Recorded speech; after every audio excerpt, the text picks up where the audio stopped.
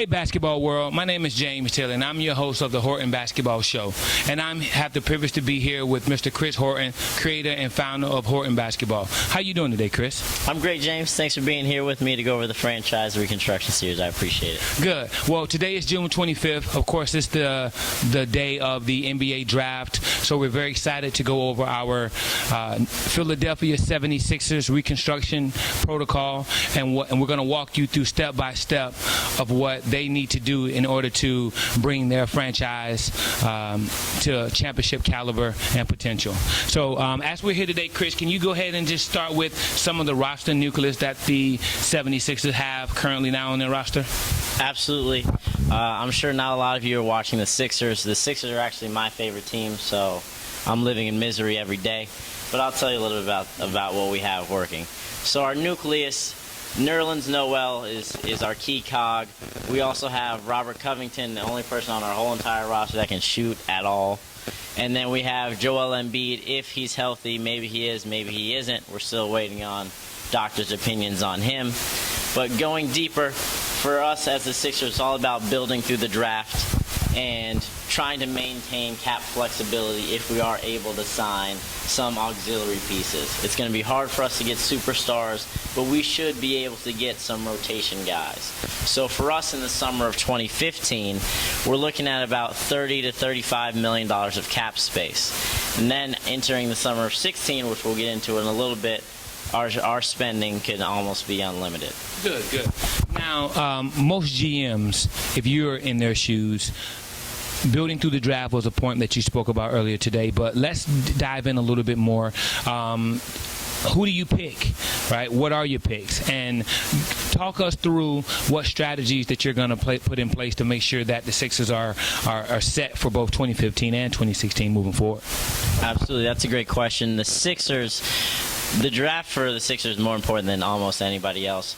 We hold 6 picks in this draft, 5 of them in the second round. So before I touch on the number 3 pick, I think we have to find a way to package some of those second-round picks and move up. What I would try to target is Portland at 23. They're going to be an interesting spot. LaMarcus Aldridge probably leaving.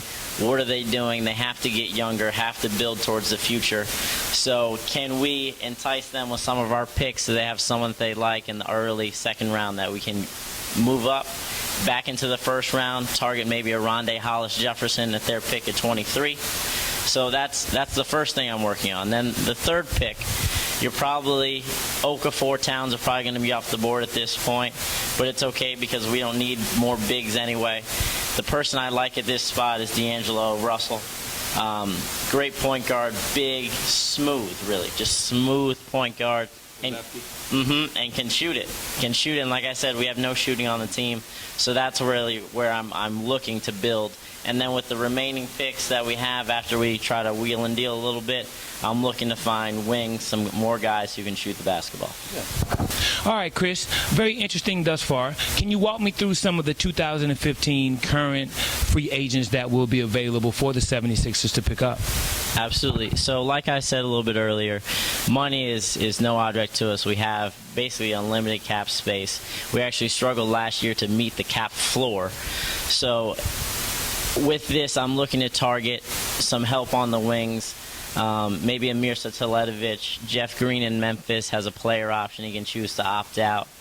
One of those guys that can be key in a rotation as you're growing younger players. So that's kind of where I'm looking in free agency. Okay. Let's go right into 2016. Right, things go well for the 76ers tonight. Hopefully they get some of those picks. You spoke about LaMarcus Aldridge and the situation in Portland. How does that affect the 76ers moving into 2016 and what a potential lineup could possibly be if all things goes well for the 76ers tonight? 2016 has the potential to be crazy for the Sixers. We could have as many as 4 picks in the first round. So it's incumbent upon our scouting department to do their due diligence and really look forward. So in the potential draft of 2016, we have a lot of wings that are going to be available, which is perfect for us because we're searching for wings, especially as we move forward. So guys like Jaylen Brown, Antonio Blakeney, Brandon Ingram from Duke, Dwayne Bacon. Those are just a few guys that are going to be on our radar as we enter the draft, potentially with 4 first-round picks. I know, you know, the world does not know how tough it is for GMs to make these decisions while keeping their club currently competitive, right? Everybody's trying to get to championship caliber. What, in your mind, are the most important aspects that a GM must have when making decisions like this for their franchise? I think, especially in this situation with the Sixers, is you have to be able to sell your vision.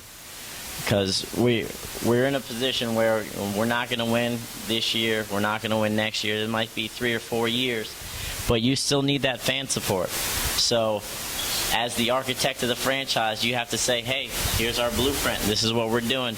Bear with us as we go through this construction. And that's what I would do, and that's what Sam Hinkie is kind of doing in Philadelphia. So, you know, we just gotta bear with them for that process. And then the big names help. So we talked about free agency, what we can do in 15, what we can do in 16. It will, even if we're not able to sign a Brad Beal, a Kevin Durant in the summer of 16, just to be in the conversation gives reassurance to the fans that we are working and building towards the future. Chris, thank you so much. Thanks for joining us here at Horton Basketball. I'm your host, James Taylor. Thanks again to Chris Horton for his great in-depth analysis. We're looking forward to the draft. Anything else you want to add? Absolutely. Tune in. Tune in. Thank you. Have a great day.